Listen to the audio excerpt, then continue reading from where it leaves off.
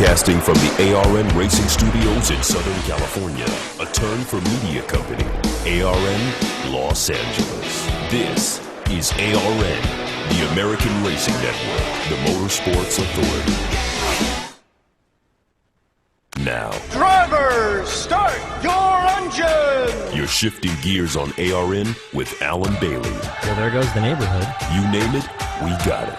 NASCAR. He's going to do it. He's going to win the race and the NASCAR Sprint Cup Championship. California's Kevin Harvick does it. IndyCar. Will Power is an IndyCar champion. Thank you, folks. Drag racing. Jason line red lights and gives it away. Erica Ender Stevens becomes the 17th champion in the history of funny car with a hammer down throw run. Supercross. Ken rocks it to the finish line. He wins the season opener here at Angel Stadium. And so much more. So get ready. You're shifting gears on ARN with Alan Bailey.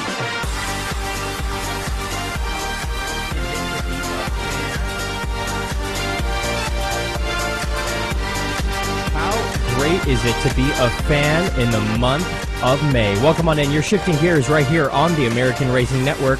I'm Alan Bailey, and for the next hour, we have a lot to discuss because, my friends, it is finally the month of May. It is Friday, May 15th, 2015. Shifting gears, number 219, coming at you here on the American Racing Network.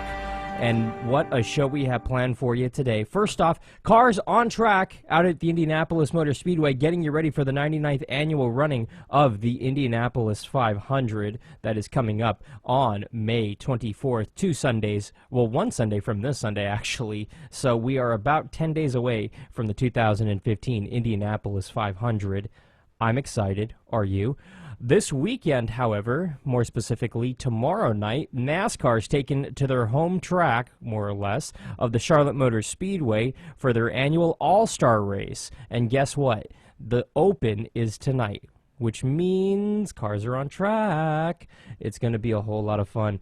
Looking at it, we got a couple of cars on track right now. Looking at the live feed from the Indianapolis Motor Speedway right now. Number of cars out on track today. No real big issues. Some debris, clouds, and there is a chance of rain this weekend out at the Speedway in Indianapolis, but we'll get you a weather update in a little bit. I've become a weather reporter, semi-officially, which is very strange to me, even today, which is very, very weird. But we'll catch you up on everything that's going on this weekend, or coming up this weekend out at Indianapolis, rather. As far as everything that's happening out in NASCAR country, well, we do know that the All-Star, the Sprint All-Star races this weekend, more specifically the Showdown pole, has been awarded to Paul Menard. He just nabbed that pole a little bit ago out at the Speedway. Paul Menard going to be starting on the pole, followed by Greg Biffle, David Reagan, Clint Boyer, Austin Dillon, Kyle Larson, Martin Truex Jr., Danica Patrick, Casey Mears, and Michael McDowell are your top 10. Your top 15 look like this: Chase Elliott, Ricky Stenhouse Jr., 12th, 13th, Sam Hornish Jr., 14th, Justin Allgaier, Trevor Bayne in the 15th position, 16, you find Alex Bowman, David Gilliland in the 17th position, 18th, Mike Bliss, Josh Wise in the 19th position, 20th, we find Landon Castle, Matt DiBenedetto, 21st, 22nd, Jeb Burton, 23rd, we find Cole Witt, 24th, we find J.J. Yaley, Michael Annett in the 25th position, 26th, we find Jeff Green, Brendan Gaughan in the 28th position, 28th, we find Alex Kennedy, and we have Tanner Bayhill, shotgun in the field, 29th. And that was that's your starting lineup for the NASCAR Sprint Showdown that's happening tonight. Here's what's happening with the Sprint Showdown for those of you that are getting ready to gear up and watch that in a little bit here. Basically, here's what it is. It's two 20-lap segments tonight. The winner of both Segment 1 and Segment 2 are going to be advancing to the All-Star race tomorrow night on Fox Sports 1. Now, that's one way you can get in. The other way you can get in is by winning the fan vote. And you can go on to NASCAR.com and you can vote for your favorite driver who is not already in the NASCAR Sprint All-Star race and get them in to the All-Star race, and that is up until later tonight. You can vote for that one. I think the results are going to be announced tomorrow. I will double check that and I'll get back to you on that one. But win and you're in is the simple one that everybody is going by in order to set the field for the NASCAR Sprint All-Star race. Kind of like how they do in real life, no? Kind of like how NASCAR does all season long, win and you're in. Very, very, very similar. Very similar. So we'll see who wins and gets in. But in the only practice for the NASCAR Sprint All-Star race, Kyle Busch was the fastest in his return. Jamie McMurray second. Evan Harvick third. We have older brother Kurt Busch fourth, and Denny Hamlin fifth. Now the two slowest cars, Jeff Gordon and Ryan Newman in that NASCAR Sprint All-Star practice session that happened earlier today, the only one that happened earlier today. You're going to be getting the green flag in about a little over 2 hours, but there is a good 40% chance of rain. However, if you look at the coverage on Fox Sports 1 right now, no rain out there at the Speedway in Charlotte because the sun is all the way around that racetrack, so we're not seeing any issues right now. Hopefully that'll remain throughout the night and we can get the open in tonight, but we'll see. It's a big question mark. Now, here's what's coming up on the program today. Here's a handful of things that you need to know about. First off, big rumor going around right now that Danica Patrick could be making her way out of NASCAR at the end of the season and actually getting back into an open-wheel car. No, she's not getting into an Indy car, into an F1 car. Heck of a jump. We'll discuss where the rumor came from and why it actually might be more than a rumor. Kyle Busch returning to the Cup car this weekend at the Charlotte Motor Speedway for the All-Star race. Why this weekend is the perfect weekend for him to return to the car, plus next weekend might be the absolute worst for him to be in the car. We'll break down Kyle Busch's return and why NASCAR granted him chase eligibility if he finishes in the top 30 and wins a race. Of course, we'll talk about that. A couple of violent crashes in IndyCar practice happened earlier this week. We'll break down what's going on out in Indianapolis, what these teams are doing in order to get this package together, and what we can expect in qualifying this weekend for the 99th annual Indianapolis 500. Big sponsor news coming out of drag racing. Brittany Ford is going to be backed by Monster Energy in Top Fuel for a number of different seasons, and it's not just a cool logo on her car that she's getting. We'll talk about that. Plus, Joe Gibbs Racing has a new rider. Yes, I said rider, not driver. Yeah, we'll break down who signed with Joe Gibbs Racing this weekend, or this week rather, for the 2016 season, and why he might be getting on that bike sooner rather than later. Lots of cool stuff coming up. I want to just mention something real quick here. Very, very quick little blurb here because I want to get this off my chest. I don't want to spend a whole lot of time on it. I just want to get it out of the way like a Band-Aid because that's what it is at this point, a Band-Aid. Obviously, we've documented here on the American Racing Network, and in particular on this program, Shifting Gears, that the Irwindale Speedway in Irwindale, California, going to be closing at the end of the season more than likely because the landowners have rezoned the land to build what is essentially a shopping mall or an outdoor shopping mall on the land. This was always the intent, as we've reported numerous times in the past, and it was the plan 3 years ago when the track reopened. And the track operators who rent the land that has the Irwindale Speedway on top of it knew that, and they knew it was only a matter of time before the Speedway eventually closed, and it was probably going to be in 2016. They were very, very aware of this. And them, to their credit, they have put on some great shows in the last 3 years with the new management that has come back since the track closed a few years ago and reopened since, but they knew that this was coming. Track owner and operators knew that this was coming. So it was not that much of a surprise to members of the media when it was announced that the city council in Irwindale approved the land zoning changeover, but the mayor of Irwindale has a simple message. Back off. You might have seen a number of things on social media circling around saying, sign this petition, get the city of Irwindale to change their minds and save our speedway. Simply put, they're useless. Irwindale Mayor Mark Bridgie told a group of motorsport supporters looking for Irwindale Speedway to remain open that it's just out of their hands at this point. He made comments during a city council meeting earlier this week in support of the supporters who voiced their opposition to demolishing Irwindale Speedway that hosts NASCAR sanctions racing for a 700,000 square foot outdoor mall. Now, according to the report by the Pasadena Star, they said that it's out of their control.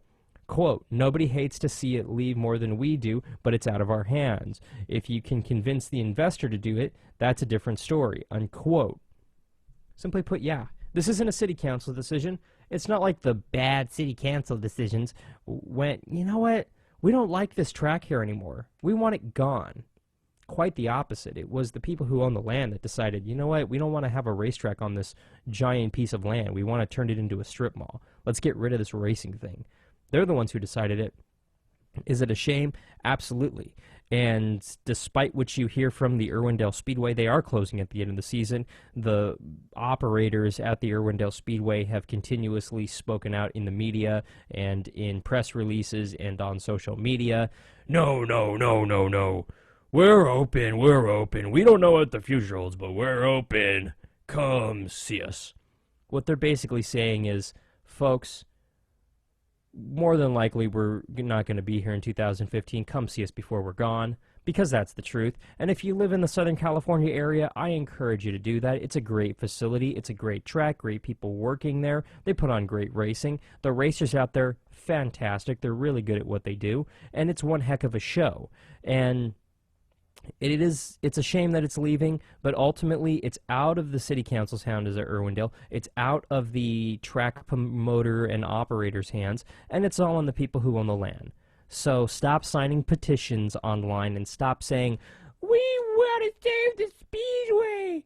Everyone wants to save the Speedway, and the operators, rather, of the Irwindale Event Center out there in Irwindale, California, are looking for a piece of land to either rent or purchase to more or less build a new speedway on and a new drag strip on. But right now, those are rumors, and those are discussions that simply aren't happening at the moment. Will they happen? At some point, it's extraordinarily possible, but at the moment, it's fantasy. It's 100% fantasy at this point. So all we could do really is see what happens. Irwindale Speedway opened back in 1999, and it's had a ton of great racing on it, a ton of great moments on it, including wins by Joey Logano, Brendan Gaughan, and David Gilliland, just to name a few NASCAR stars. It's really going to be a shame to see that Speedway go, but ultimately, it's just completely and totally out of literally everyone's hands, unfortunately. So we'll ultimately see what happens. We'll see what happens with that Speedway. Now, we're going to go ahead and step aside for the first time. When we get back on the other side of the program, we're going to talk about a number of things, but more in particular, what's going on with Kyle Busch, and why did NASCAR decide, even though he's missed a third of the season, that, yeah, it's okay, come race in the chase. We don't care. We'll break it down. Don't go anywhere. You're shifting gears right here on the American Racing Network, the Motorsports Authority.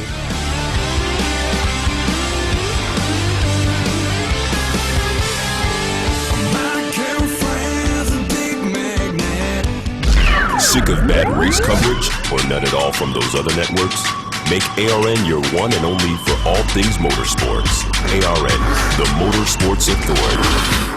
Hey guys, it's Alan Bailey, and I wanted to tell you about when I first got started in broadcasting. Something that I tried to do was I tried to build my own website with one of these free website builders, and it was really bad. I ended up spending hours and hours working on this site, and I didn't get it the way I wanted. I hated the colors, I hated the options, I hated everything about it, but I needed a website. So reluctantly, I launched the website, and it wasn't good. I didn't get any business or any traction from it. The website was horrible. In order to put a .com on there, I had to pay all these huge fees and all these hidden fees.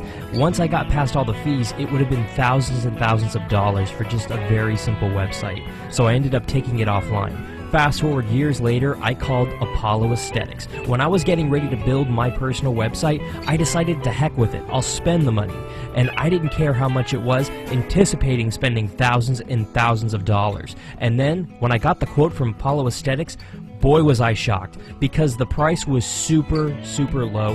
Monthly payments with a low down payment. I gotta tell you, I've had such a pleasant experience. I'm not building any other websites. I've learned my lesson. I'm going straight to Apollo Aesthetics so they can build it right and they can do everything that I need. Whether you're looking to build a website, design a logo, figure out your hosting, your emails, and social media accounts, Apollo Aesthetics can help you with all of these, including building a shop for you to sell your product online. Log on to apolloaesthetics.com to request a quote. That's apolloaesthetics.com. What is one NASCAR Unites wristband capable of doing? It can inspire a child to go farther in school. It can construct a brand new playground for kids who've never had one. It can introduce a child with a serious illness to his or her favorite NASCAR driver. I'm Tony Stewart. I wear my band to Unite for Kids. Band together with me by logging on to www.nascar.com/unites to pledge your support. Shifting Gears on ARN is powered by Stash Feed. Get the feed. Log on to stashfeed.com to see what you've been missing and get the feed. You're Shifting Gears on ARN. Here's Alan Bailey. So it's no surprise, the fact that Kyle Busch is back this early rose a lot of eyebrows, to say the very least. But the big, obvious elephant in the room is that he's back, and he's pretty darn excited about it. He's very excited about it, and rightfully so, because it's the first time he's going to be in a Cup car since his, basically, the start of Daytona, the start of the season. He hasn't been in a car since Daytona in February. Think about it. March, April, May. 3 months out of that car. To say it's affected him is a bit of an understatement, actually. But he's back, and he loves it, and he's in the media center at the Charlotte Motor Speedway. Let's take you out there right now. Listen in to what Kyle Busch has to say. Not used to the carbon seat at all. I've never run one at a mile and a half like this, so that was a little bit of an adjustment for me. So we had to tinker with it just a little bit there through practice, and again, we're going to tinker with it now just to kind of see if we can't make it just a tick better for me, more comfortable, for the long haul, especially next week. Kenny Bruce from NASCAR.com. Kyle, did you get here any earlier today or any later, or was there anything, were you more eager to be here, and were you thinking about getting back in the car when you woke up this morning? I didn't sleep all that great last night, and I was wondering why. I don't know if my body was just thinking I would miss an alarm, but I really didn't have to set an alarm. I mean, it was late enough to get here. It wasn't like it was a 9 a.m. practice or anything, but, I got here pretty typical when I normally do. I always get here and then eat lunch and just spend some time in the motorhome, whatnot, and then get myself to the hauler and changed and onto the car, So nothing really any different, actually, that I had to do today. We'll go to Bob and then Jeff Gluck. Bob Pockris, ESPN. From the people I've talked to, it sounds like that Charlotte has kind of been your goal for a while as the race to come back. I'm curious, was there a time in the last couple months where you thought, man, no way am I going to be ready by Charlotte? Definitely. Yeah, I mean, there was days in Daytona, I was kind of counting the weeks, and I was like, man, I could probably make it back by Talladega, but that would definitely be pushing it. And I was like, well, that wouldn't be very smart of me to come back for Talladega. And then, Kansas was the next one, and I was like, yeah, you know what? I don't know if I want that one either. So Charlotte looks really good, and obviously seems to be a good choice in coming back for here. So I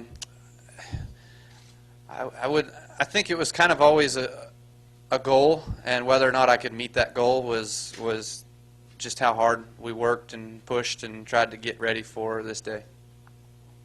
All right, we'll go to Jeff. Jeff Gluck from USA Today. NASCAR gave you a waiver for the races you missed, but not for the top 30 requirement. What were your thoughts on all that? Well, I think it's great. Obviously, it gives us a legitimate chance to try to qualify for the chase and to be able to race for a championship. I mean, that's all you could ask for.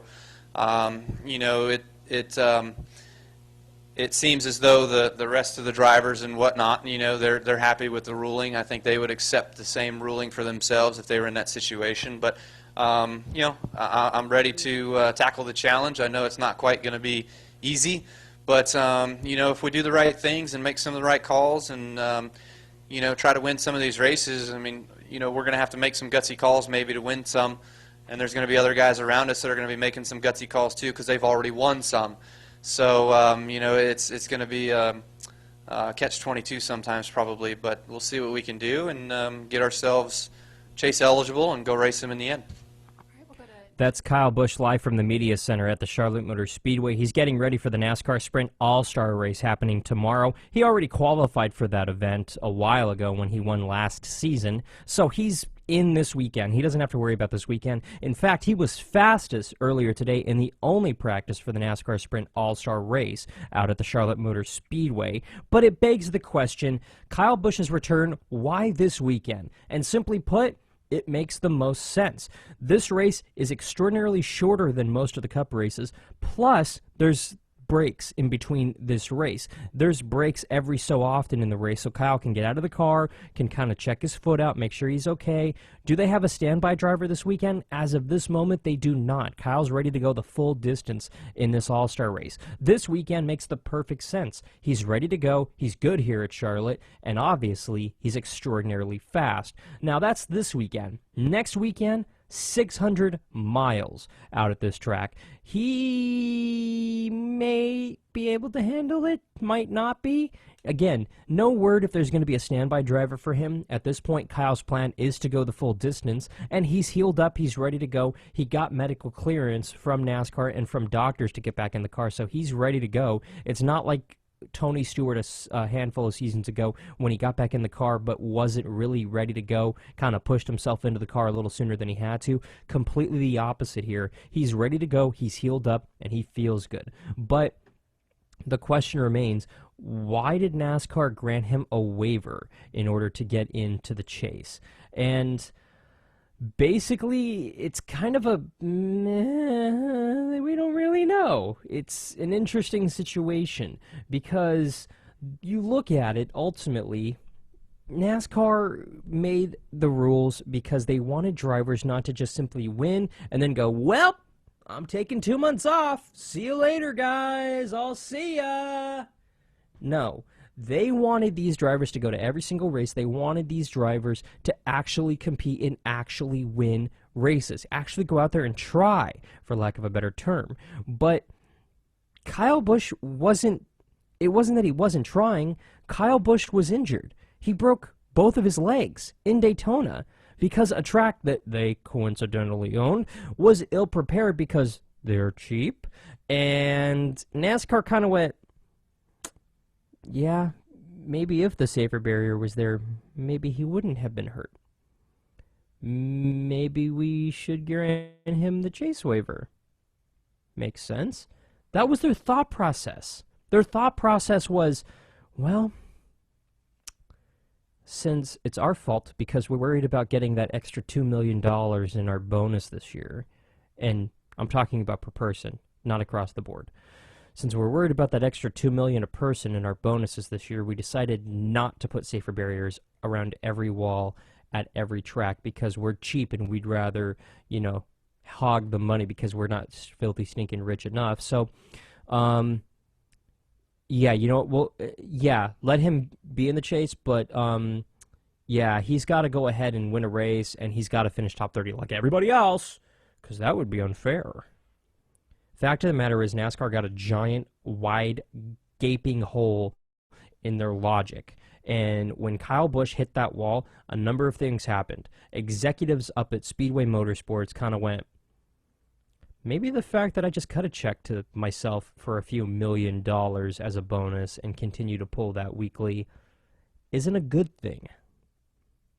The fact of the matter is, the head and trustees of Speedway Motorsports Incorporated are among the richest men and women in the world. They're among the highest paid people in the world. Yet, they can't fork out the extra $1 million per racetrack in order to put safer barriers around this track because they value their own checkbooks more than they value their racers' lives. Period. NASCAR got a big, wide eye-opening on that one, because after that, every single racetrack started coming up with safer barrier alternatives. Because if you go to the people that make safer barriers and say, we need more, and every single racetrack does this, there's not going to be enough for everybody. It takes time to not only make these, but to also install them. So NASCAR and the tracks have kind of been scrambling to try to do this ever since Kyle Busch's wreck, to their credit. But it gets me back to my main point. Kyle Busch, why did they grant him that waiver? Simply put, ratings. Kyle Busch is a big moneymaker, period. When Kyle Busch hit that wall and sat out a number of races, it was on SportsCenter a lot. And that's the graph that NASCAR kind of justifies what they do from now on. If it makes the highlight reel in SportsCenter, if it's in the ticker on SportsCenter or Fox Sports 1, then they're going to just go, well, maybe we should do that. Why do you think they really, really, really, really want Jeff Gordon to make the chase this year?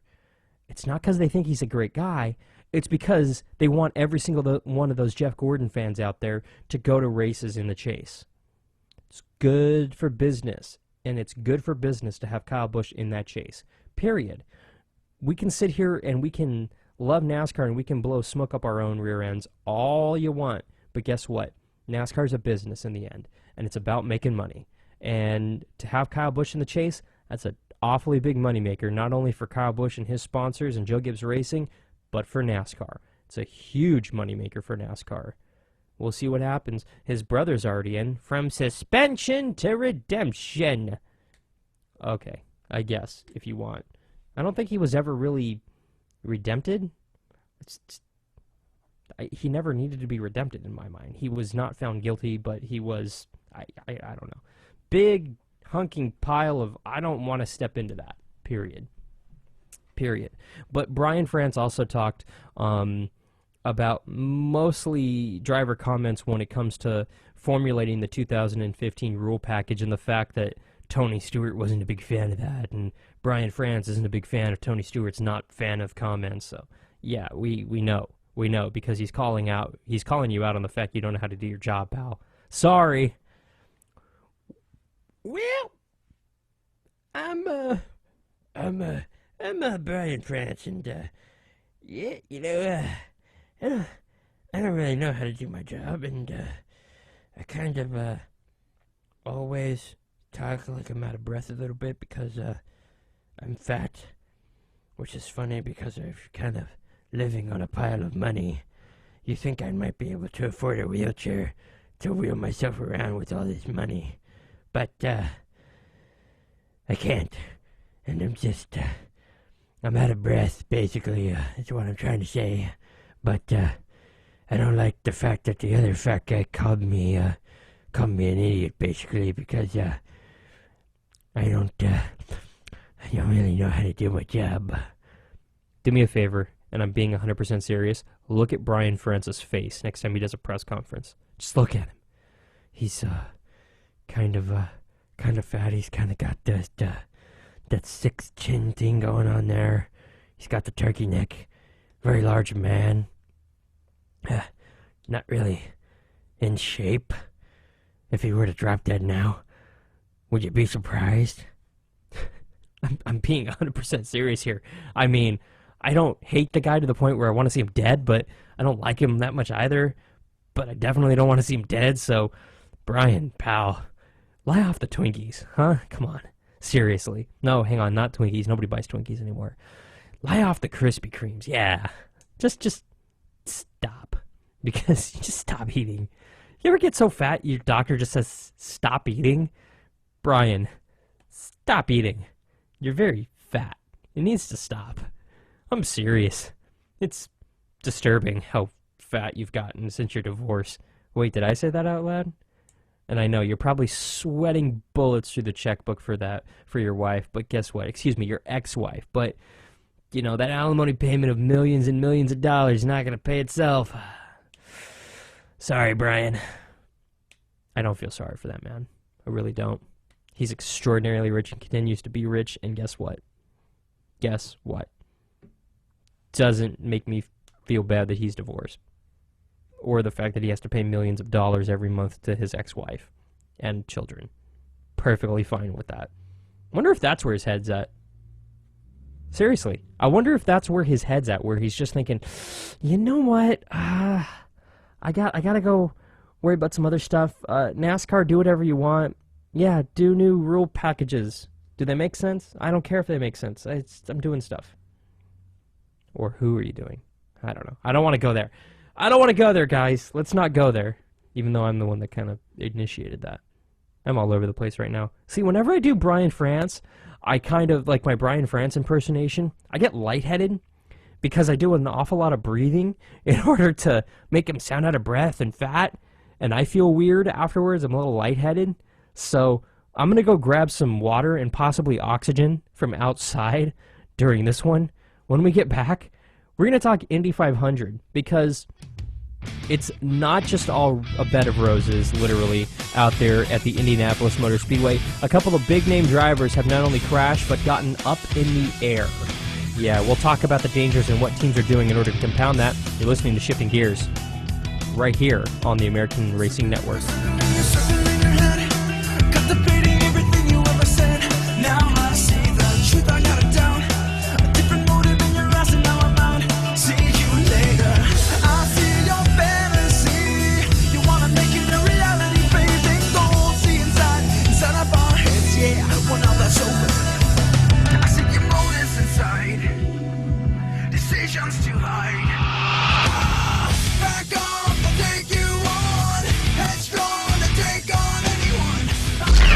Take ARN anywhere.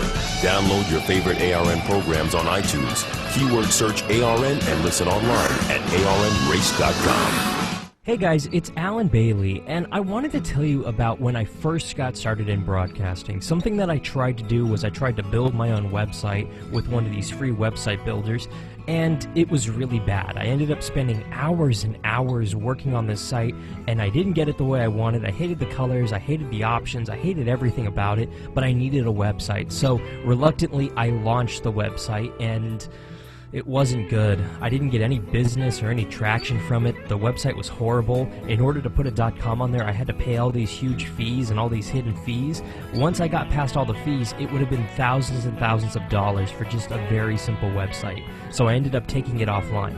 Fast forward years later, I called Apollo Aesthetics. When I was getting ready to build my personal website, I decided to heck with it. I'll spend the money.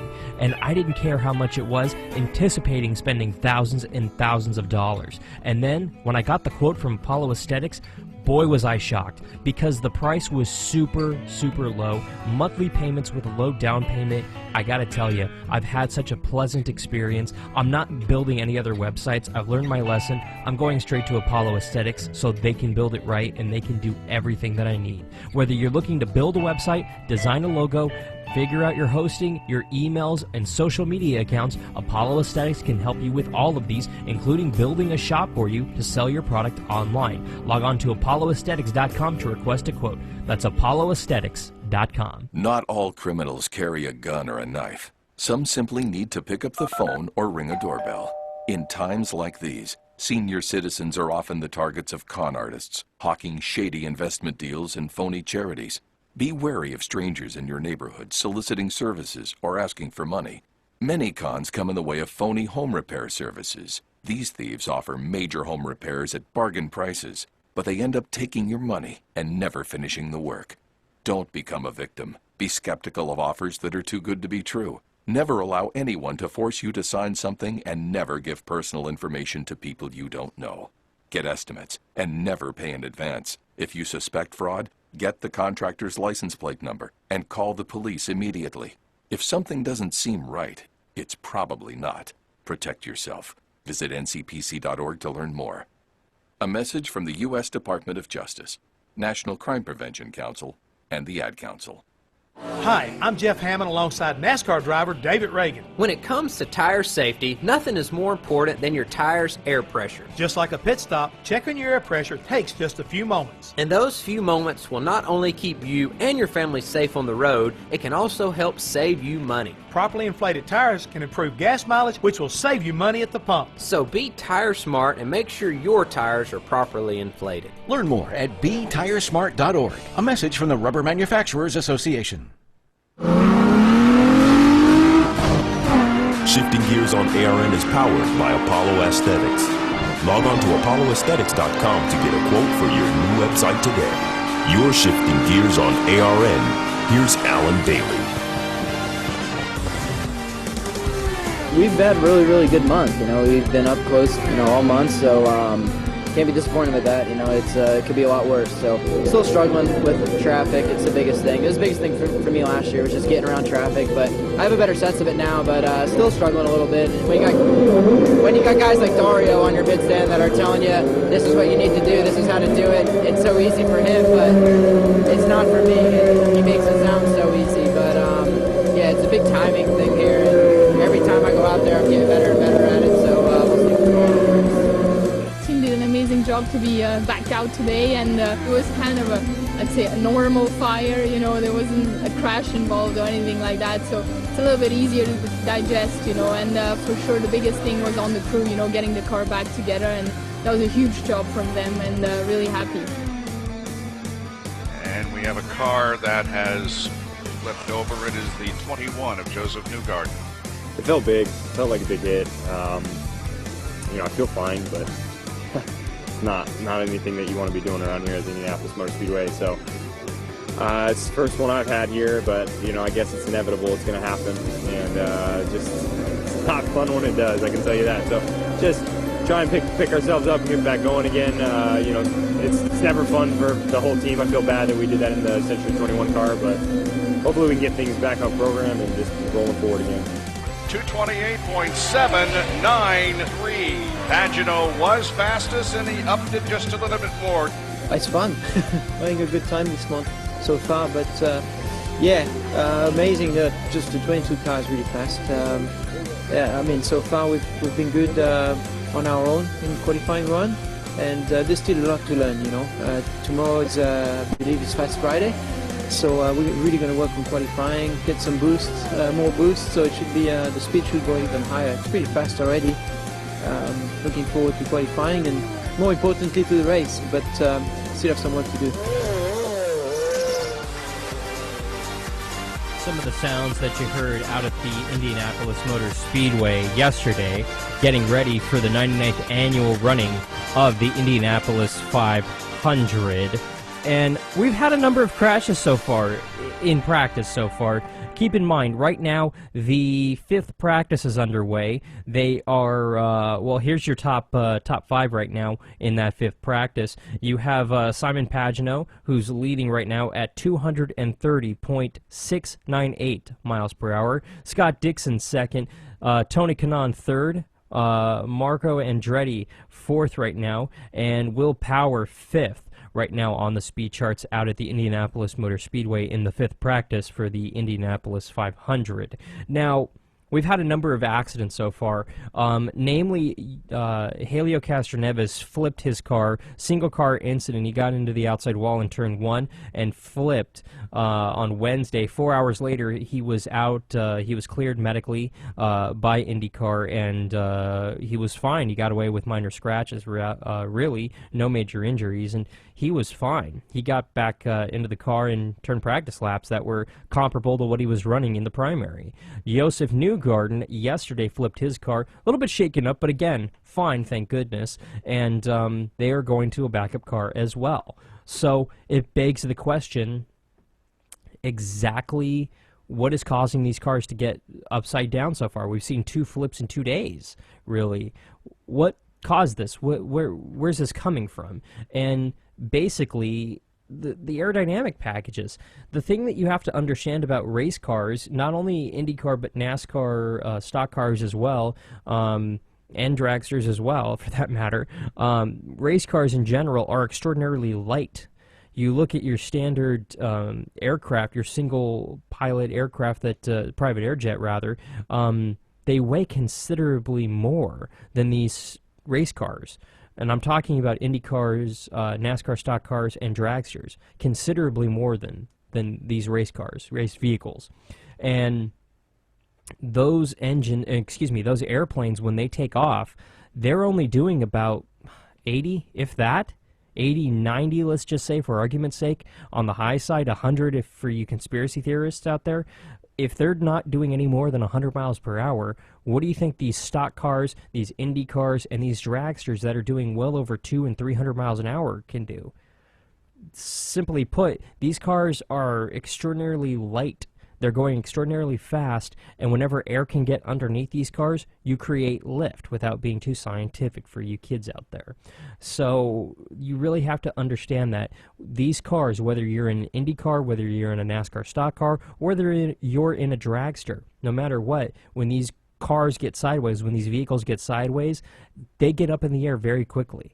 Now, is IndyCar to blame with this new aero package? It's sending cars up into the air sporadically. They're going to kill someone. No, calm down right now. We're not causing a panic. We're not saying that at all. I'm saying that IndyCar did a great job of making these aero kits for these cars work for when these cars are going in a straight line. I think that NASCAR has done great things to keep cars on the ground with root flaps, side flaps, and everything else in order to keep cars out on the ground when they get sideways and they get turned around. What I'm saying now, what needs to happen, and I'm not leaving out drag racing, NHRA has done great things to further develop the crunch zone and also the cockpit area for these drivers to keep them safe in the event of a crash. Unfortunately, because of the way drag racing is, there's not much you can do in order to keep these cars on the ground because of how fast they're going at such a high rate of speed.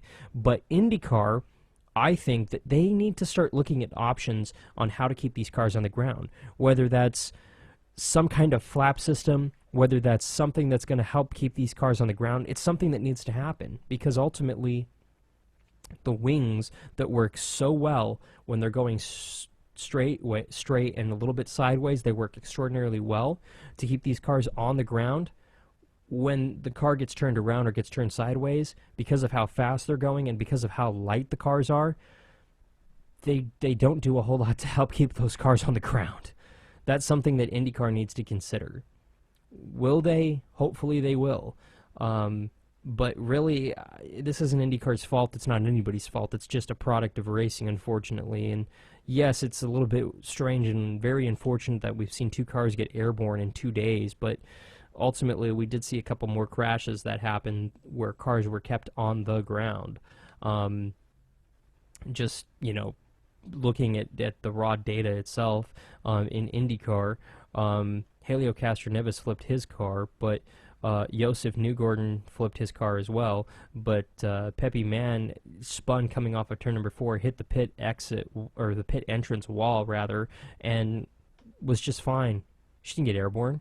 She kept all 4 on the ground for the most part when it crashed, but you really have to stop and think for yourself. This is the world we're living in with IndyCar. In IndyCar, it's extraordinarily easy to get these cars not only sideways, but to get them up and over, and that's unfortunately what we're dealing with at this time.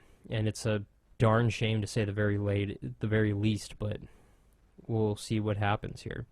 At The Alan Bailey on Facebook, Twitter, and Instagram. You can also use the hashtag ARNRace in order to get in on this conversation. The phone number for call or text, 720-600-RACE. That is 720-600-7223. Standard messaging rates do apply. We're going to step aside here for a second, but I got a minute or two here for a couple of tweets here. This one coming on Twitter.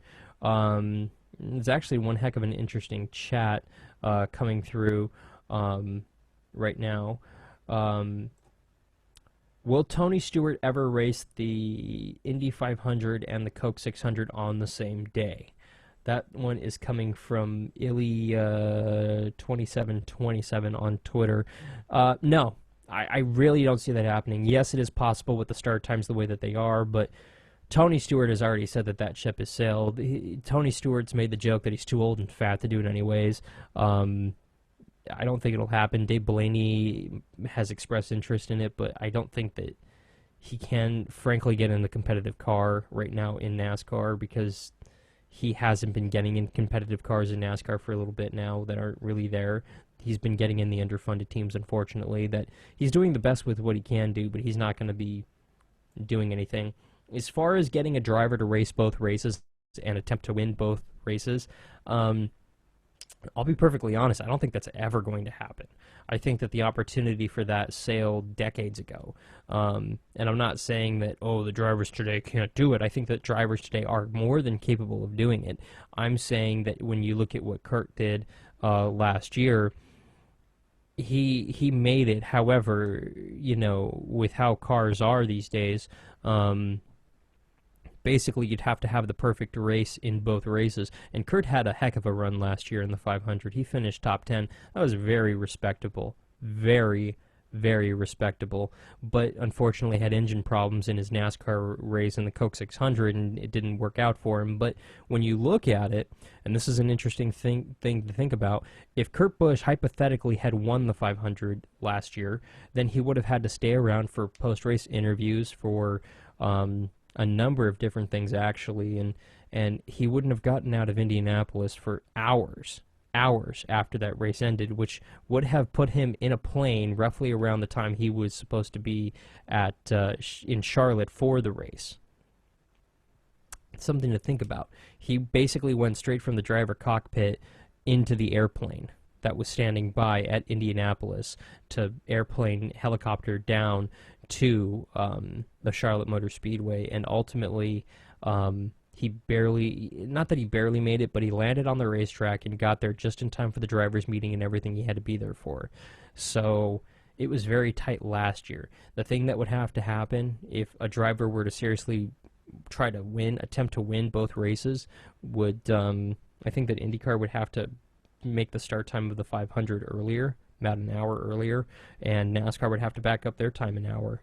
That's almost a fact, because that's how tight everything is with all the autographs and the photos and the post-race interviews and everything what have you. It just keeps getting worse and worse and worse. There's a lot of media things. 20, 30 years ago, there wasn't as much media covering motorsports as there is today. You don't have to, there was no sports center 30, 40 years ago, so that really wasn't an issue. But today, there is. So you do live Sports Center, and you do live Fox Sports 1, and you do live ESPN, you do live this, live that, live this, live that, interview this, interview that, photo op this. And by the time it's all said and done, you're, hours and hours behind. But looking at the Indy 500 field right now, it's going to be a spectacular race. I can't wait to see what these new bodies do. We saw one heck of a race last year, and I think that the bodies and the kit and the engine package is better this year. I think the aero kit package is better this year. So I think ultimately we will see a better race than we saw a year ago, and I think ultimately that's what we want as race fans. But how cool is this? On the same day, we're going to get the Indy 500 and the Coke 600. Gearheads, how can you not love every second of this? It's what we live for. It's perfect, in a word. It's perfect. It's perfect. And the fact that both races, you get a couple hours in between, basically to catch your breath, perfect. Perfect. Get a nice little cat nap in. Maybe go walk the dogs. I gotta go walk the dogs. I gotta do that, actually. And I know a lot of you are asking. I got puppies a couple of weeks ago, and a lot of you are asking because you guys see the pictures I put online at the Alan Bailey, and you guys have all these questions like, oh, what'd you name them, Lug and Nuts? No, I didn't name them that. Nothing racing related. Their names are Jack and Lana, and I have a story I will tell you in a little bit, actually. But right now, we have to step aside for the final time. When we get back, yes, that, but when we get back, a number of things that we're going to be wrapping up with. Danica Patrick, can she head over to F1? Is she heading over to F1? That's the biggie. Also, Brittany Force, what's going on with her, and who signed with Joe Gibbs Racing this week? Don't go anywhere. You're shifting gears right here on the American Racing Network, the Motorsports Authority.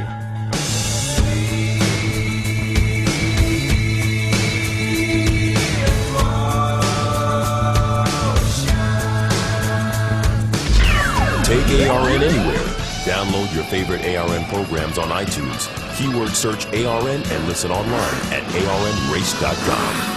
Hey guys, it's Alan Bailey, and I wanted to tell you about when I first got started in broadcasting. Something that I tried to do was I tried to build my own website with one of these free website builders, and it was really bad. I ended up spending hours and hours working on this site, and I didn't get it the way I wanted. I hated the colors, I hated the options, I hated everything about it, but I needed a website. So reluctantly, I launched the website, and it wasn't good. I didn't get any business or any traction from it. The website was horrible. In order to put a .com on there, I had to pay all these huge fees and all these hidden fees. Once I got past all the fees, it would have been thousands and thousands of dollars for just a very simple website. So I ended up taking it offline. Fast forward years later, I called Apollo Aesthetics. When I was getting ready to build my personal website, I decided to heck with it. I'll spend the money. And I didn't care how much it was, anticipating spending thousands and thousands of dollars. And then, when I got the quote from Apollo Aesthetics, boy was I shocked, because the price was super, super low. Monthly payments with a low down payment. I gotta tell you, I've had such a pleasant experience. I'm not building any other websites. I've learned my lesson. I'm going straight to Apollo Aesthetics so they can build it right and they can do everything that I need. Whether you're looking to build a website, design a logo, figure out your hosting, your emails, and social media accounts, Apollo Aesthetics can help you with all of these, including building a shop for you to sell your product online. Log on to apolloaesthetics.com to request a quote. That's apolloaesthetics.com. Not all criminals carry a gun or a knife. Some simply need to pick up the phone or ring a doorbell. In times like these, senior citizens are often the targets of con artists, hawking shady investment deals and phony charities.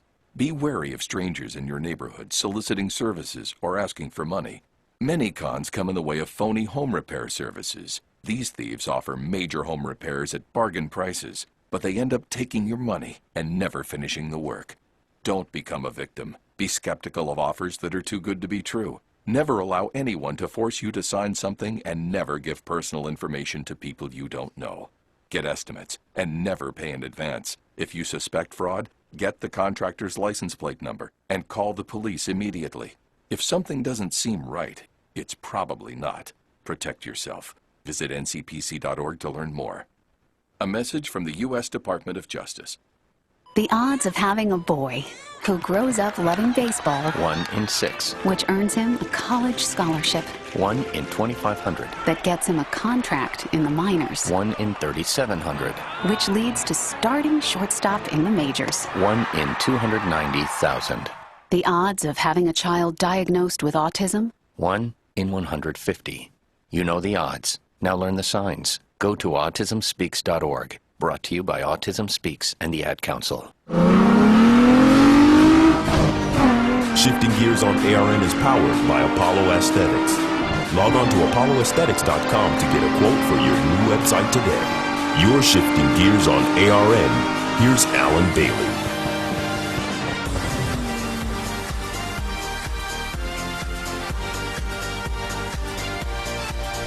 Seriously, hats off to Pippa Mann, because she just rattled off a very competitive lap in a backup car that was just prepared for race conditions. She was going to a backup car after her team was waiting for a car that was crashed earlier at an earlier race this season in IndyCar. She's out on track out at the Indianapolis Motor Speedway in that Susan G. Komen IndyCar right now, and guess what? She's rattling off some pretty competitive times with only a couple of minutes remaining in that practice session out at the Indianapolis Motor Speedway. Right now, out at Indy, currently fastest on the board. Who is it?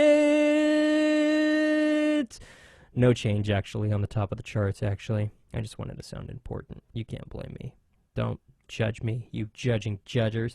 No change atop the speed charts right now in that practice session ultimately, but nevertheless, as the event is winding down, we're being told that the cross flags are going to be up here in a second in order to end that the practice session. Practice number 5 for the 2015 Indianapolis 500 going to be wrapping up here in just a second, but nevertheless, pretty impressive that Pippa Mann got out there so quickly. Her team got her out so quickly, and there it is, the checkered flags waving in this practice session for the Indianapolis 500. 12th. Not too bad, actually, for Pippa Mann right there, considering that 229 miles per hour. Not too bad considering she had no practice time in that car whatsoever. Want to remind you, kind of a cool night for racing, actually. Cool weekend for racing, actually, because tonight on Fox Sports 1, a doubleheader, you're going to watch the NASCAR Sprint Open, or excuse me, what is it called? I don't even know. It's the Sprint Open, I want to say. The Sprint Showdown. It's called the Sprint Showdown because basically the guys who aren't qualified for the Sprint All-Star race tomorrow night on Fox Sports 1 have to qualify in. They're running 2 20-lap races tonight out at the Charlotte Motor Speedway before the NASCAR Camping World Truck Series race in order to see which 2 drivers, based on those 2 winning spots, will advance into the All-Star race tomorrow night. And you can also vote on NASCAR.com for your favorite driver to get in for the fan vote. 3 drivers will advance to the NASCAR Sprint All-Star race tomorrow night on Fox Sports 1. Also, this weekend, the NHRA Series is in Atlanta, getting ready for their nationals this weekend. And yes, coverage from the month of May continues as we're getting you ready for the 99th annual Indianapolis 500, as qualifying is taking place this weekend. Hopefully, at least that's the hopeful, because down in Gasoline Alley, we might be seeing rain in the future. I know. It's not, I'm not happy with it. Rain in Indianapolis in the month of May. I hate it. I hate it. It's raining out here in Southern California, and it's not supposed to, A, period, and B, not this time of the year. We're getting into the summer months. We're not supposed to see rain. Seriously. I hate it. I hate it a lot. Like, a lot. Okay? Leave me alone. I'm coping. I'll get over it. Maybe. I don't know. We'll see. But a couple of things that I wanted to mention before we get out of here, namely Joe Gibbs Racing over in motocross. They signed Winston Peck for the whole 2016 season for that Autotrader.com Toyota Yamaha. They announced it earlier this week. He's been a long-time privateer, and he's coming off a career year in his first full season with Joe Gibbs Racing. He finished 10th overall in Monster Energy Supercross despite missing 3 rounds, and he has been re-signed good until the end of the 2016 season, which is good because his contract was up when Supercross was up. The terms of the deal not announced, but we're hearing that there is an option for picking him up after the 2016 season is concluded. And this one's really cool. The Indianapolis 500-mile race has seen 9 different women compete as drivers, but something that was announced a little while ago this morning out at the Speedway is that in 2016, the first all-female-led team is going to attempt to make the Indianapolis 500 for the 100th annual race in 2016. That is extremely cool, to say the least. Grace Autosports is the brainchild of Beth Parcha, former marketing director of SRT Motorsports and the Chrysler Autosports Group. She's formed a core group that includes drivers Catherine Legg, 2-time Indy 500 starter, aerodynamicist Catherine Crawford, motorsports engineer Lauren Hother, and junior design engineer Jessica Rowe, and motorsports public relations veteran Barbara Burns. This is extraordinarily cool. I cannot stress that enough, and I'm being 100% serious right now. I've wanted to see this for a while, not only in IndyCar, but in all forms of racing. I am a big believer that women can do everything men can do, period. And no, if you get misogynistic, if you get sexist, if you get in my face about that right now, you'll be blocked, because I don't have time for that on this program. Why can't they? Give me that answer. Why can't they? And if you tell me every 28 days there's intense negotiations, you're going to get slapped so hard it's going to knock you back into 1962 where you belong. Ignorant idiots. But I seriously, best of luck, women and ladies. I seriously think that you guys are going to form something amazing here. Hopefully, you can not only make the field in 2016, but hopefully we'll see you in Victory Lane. That'd be very, very, very cool. And speaking of girl power, Brittany Force. racing in Top Fuel this season, but after the departure of her sponsor last season, has been racing with John Force, her father's name on the hood of her Top Fuel car. This weekend, going to be having a new name on that car. Monster Energy logo going to be brand atop that Brittany Force Top Fuel dragster for the duration of the 2015 NHRA Mellow Yellow drag season and beyond. 3-year deal. Monster Energy signing on with John Force Racing and with Brittany Force to back her. This is a big deal because it's one of the first in motorsports for a female for Monster Energy. Very, very cool. We wish you the best of luck this weekend, Brittany. Hopefully we'll see you in Victory Lane in your first start with Monster Energy. That would be insanely cool, to say the least. And the final thing I wanted to talk about before we get out of here. Do I really have to talk about this? Like, really, really? I really have to talk about this? I really don't want to. Like, fine! Okay. Danica Patrick might be driving for Gene Haas in 2016, but not in NASCAR, in the Formula One team. Danica's looking for a sponsor in NASCAR. She might make the move out of NASCAR depending on what she wants to do with her career and with her life. Who knows? She might be racing a Formula One car next season. Formula One and Danica Patrick. Well, you didn't make it in IndyCar. You're not making it in NASCAR, so why not? Go try the world's most difficult form of racing. Because you couldn't do the ones here in America. Go international. Yeah, that might work. Probably not. But you know what, Danica? You try it anyway. You try it anyway. Formula One hasn't had a woman driver in nearly 40 years, but Danica Patrick thinks that she might be able to do it. Yeah. Okay. That's going to do it for this edition of Shifting Gears. For everybody here at ARN, I'm Alan Bailey. See ya at the track. You've been listening to the American Racing Network, a turn for media company. This is ARN, the Motorsports Authority.